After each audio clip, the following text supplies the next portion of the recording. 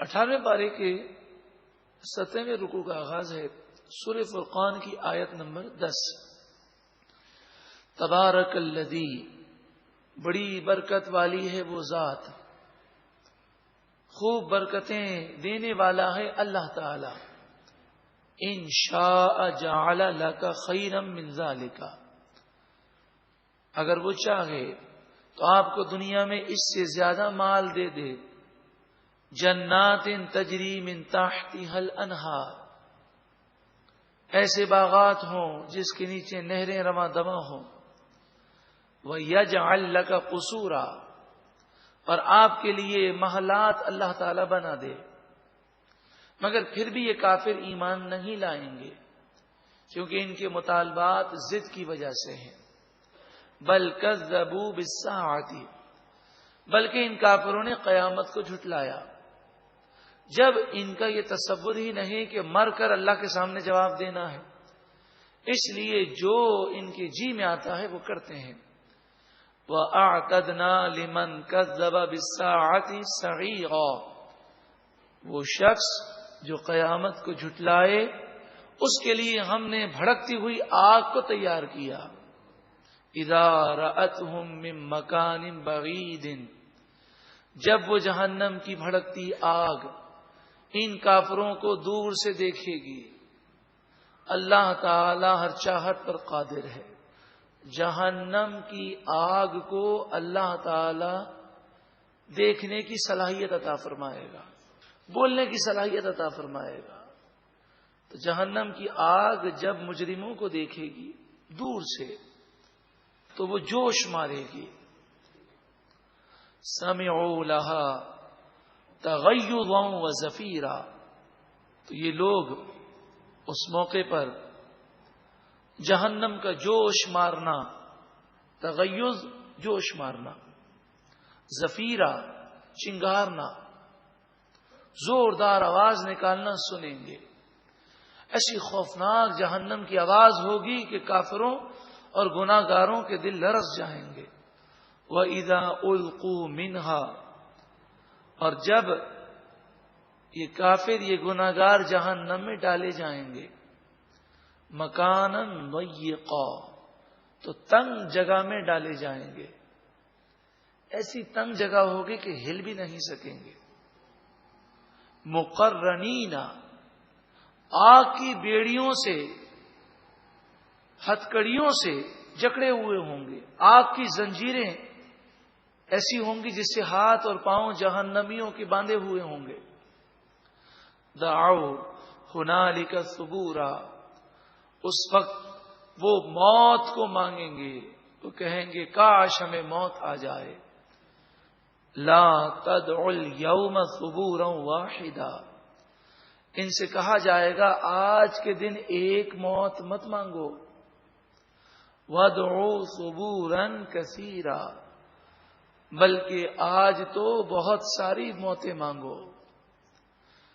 خوب موت کو مانگو، مگر تمہیں موت نہیں آئے گی۔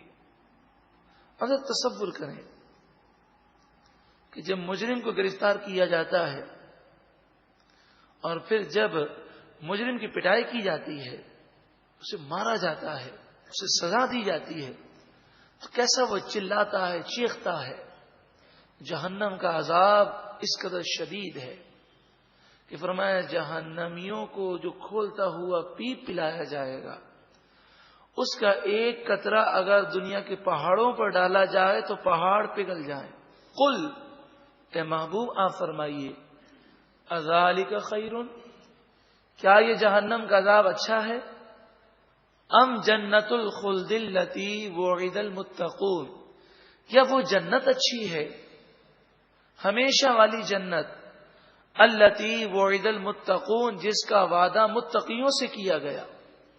بتاؤ دونوں میں سے کون سا راستہ اچھا ہے؟ جنت کا راستہ اچھا ہے، تو پھر متقیوں سے جنت کا وعدہ ہے، متقی بن جائیے۔ متقی کے معنی ہے اللہ اور اس کے رسول کی نافرمانی نہ کی جائے، اللہ اور اس کے رسول کے حکم کے مطابق زندگی گزاری جائے۔ کانت لہم جزاء و مصیرا، فرمایا ایسے متقی لوگوں کے لیے جنت میں بہترین صلہ ہے اور بہترین پلٹنے کی جگہ ہے. لہم فیہا ما یشاؤون خالدین، جو وہ چاہیں گے وہ پائیں گے، ہمیشہ جنت میں رہیں گے. صرف جنت یہ مقام ہے کہ جو جنتی چاہیں گے جنت میں ملے گا. دنیا کے اندر بڑے سے بڑا بادشاہ بھی جو چاہے وہ اسے نہیں ملتا. کان علی ربک وعدا مسئولا، آپ کے رب کے ذمہ کرم پر ہے، یہ وہ وعدہ ہے جو مانگا گیا.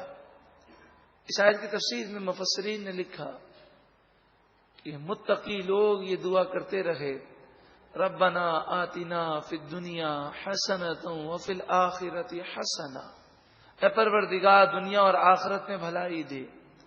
تو یہ انہوں نے مانگا تھا، وہ انہیں جنت میں عطا کیا جائے گا.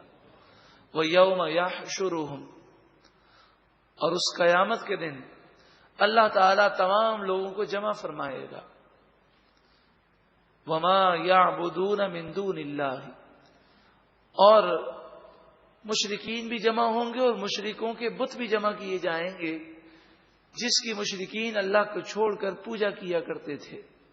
فَيَقُولُ، بس اللہ تعالیٰ فرمائے گا، اے بتوں میں جان ڈالی جائے گی، ان میں دیکھنے اور سننے اور بولنے کی صلاحیت پیدا کی جائے گی.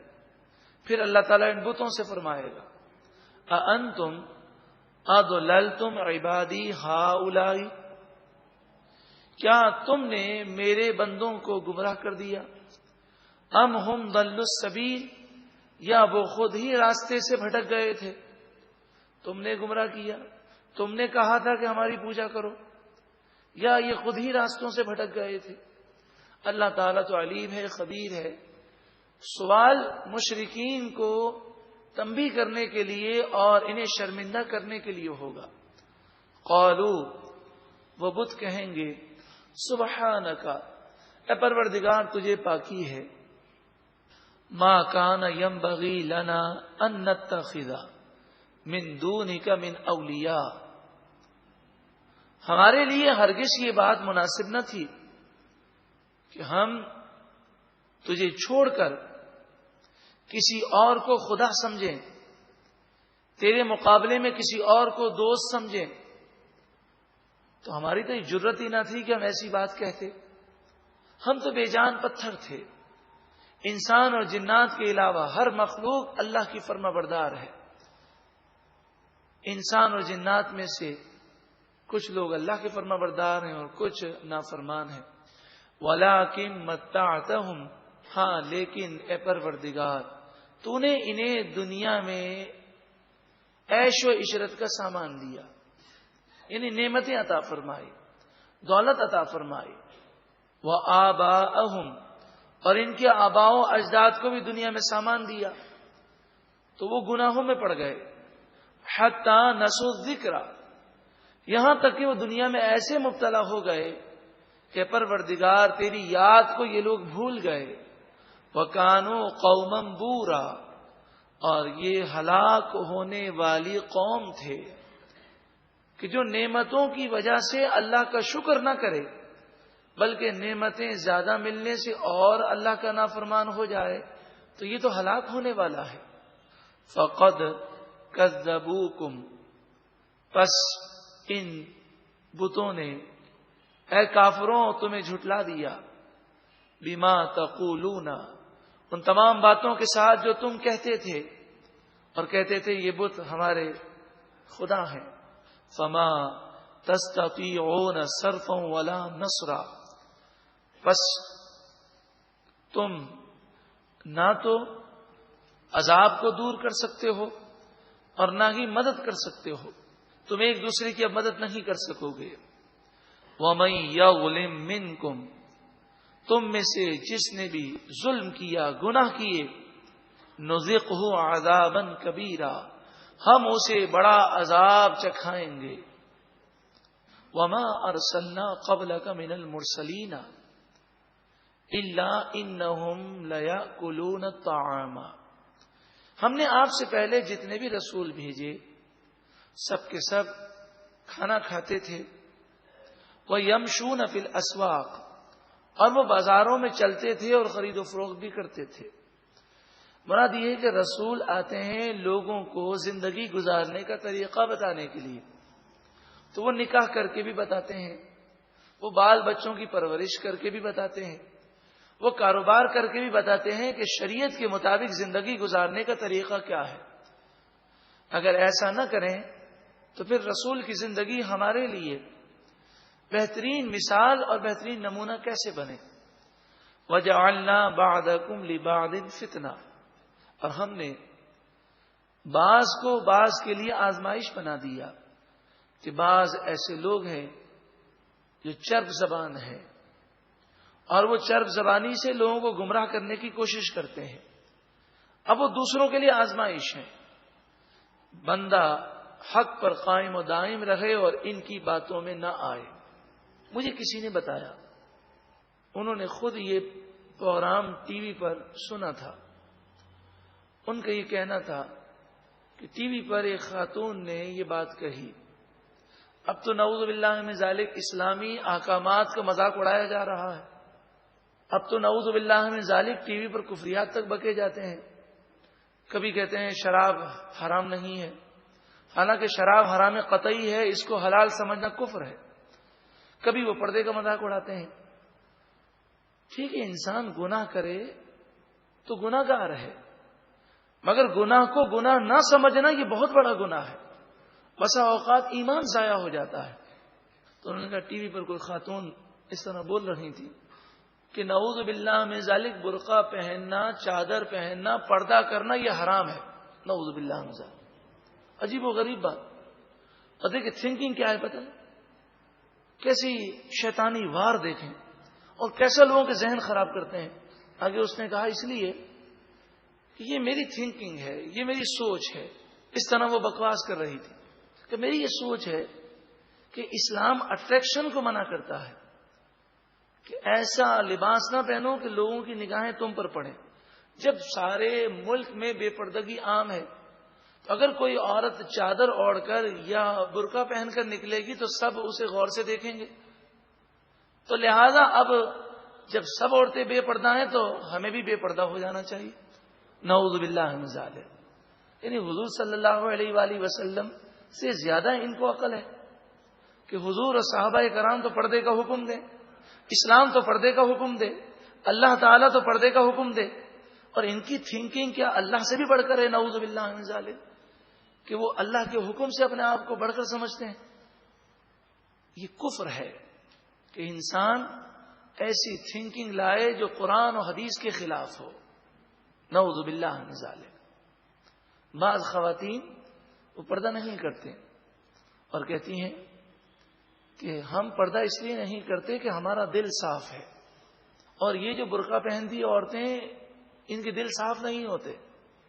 اب بتائیے، کسی مسلمان پر بدگمانی کرنا حرام اور گناہ کبیرہ ہے، جھوٹا الزام لگانا جہنم میں لے جانے والا کام ہے، اور پھر دل صاف ہونے کی بات جہاں تک ہے تو ازواج مطہرات سے بڑھ کر کن کا دل صاف ہوگا؟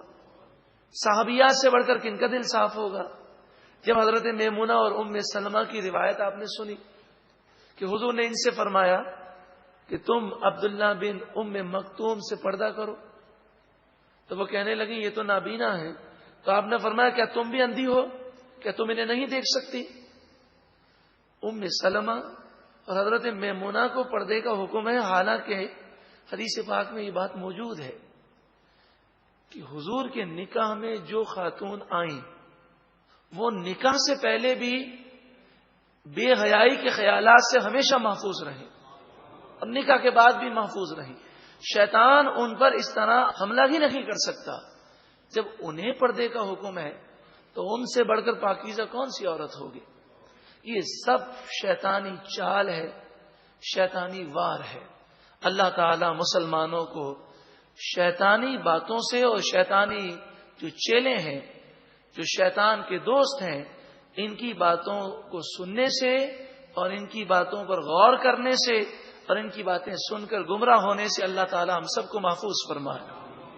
وَجَعَلْنَا بَعْضَكُمْ لِبَعْضٍ فِتْنَةً، ہم نے بعض کو بعض کے لیے آزمائش بنا دیا. وہ چرب زبانی ایسی ہے کہ وہ شیطان ان کی زبان پہ بول رہا ہوتا ہے. ہمیں اپنے ایمان کی حفاظت کی فکر کرنی ہے. اور تصبرون، کیا تم صبر کرو گے؟ کیا تم ضبط کر سکو گے؟ اللہ تعالی ہمیں صبر عطا فرمائے اور نیکی پر استقامت عطا فرمائے. وَكَانَ رَبُّكَ بَصِيرًا، آپ کا رب خوب دیکھنے والا ہے.